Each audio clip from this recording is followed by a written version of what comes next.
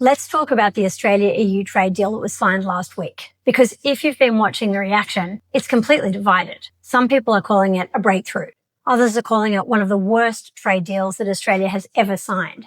And a lot of business leaders are just trying to work out what it actually means. But here's the problem. Everyone is asking whether this deal is good or bad, but that's the wrong question. The real question is this. What does this change and who is going to move first? Because essentially there are four very different ways to look at this deal. First of all, the proponents. The Australian government, the EU, and a lot of industry groups are calling this a strategic milestone. Nearly 98% of Australian exports into Europe will be tariff-free, and that's a good thing. There's access to an $800 billion public procurement market, and it opens the door for investment, especially in the clean energy and advanced manufacturing sectors. So from that perspective, this is about resilience, diversification, and long-term positioning. Then you have the critics, especially in agriculture. Farmers are furious. They're looking at quotas for beef and lamb and saying, well, this is nowhere near good enough. They see a deal that opens Australia to subsidise European products without delivering meaningful access in return. So from that perspective, this isn't a breakthrough. It's a compromise, and a really painful one at that.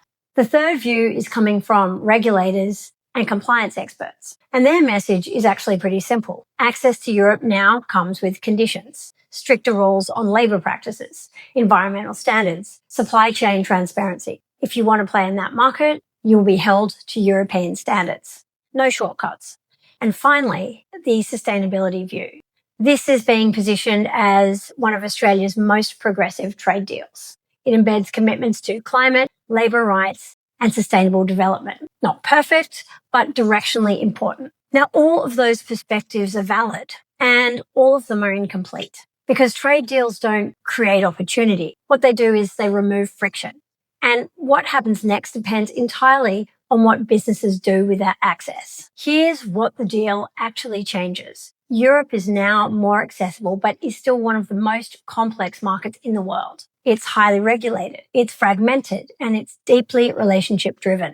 So the winners here won't be the ones who celebrate tariff reductions. They'll be the ones who execute properly. That means a few things. So first of all, stop thinking of Europe as one big market. It just isn't. Germany is not France. France is not Poland. Poland is not Spain.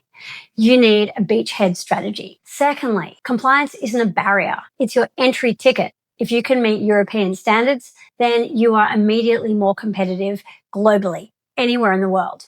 And thirdly, this is not just about exports. It's about partnerships, joint ventures, distribution alliances, co-investment. That's how you scale in Europe. And finally, timing matters because while everyone else is debating whether this deal is good enough, there is a window opening.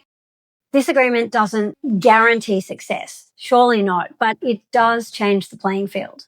And in international business, the companies that move early and move strategically are the ones that define the outcome. So if Europe has just moved onto your radar, please don't wait for perfect clarity. Move with intent.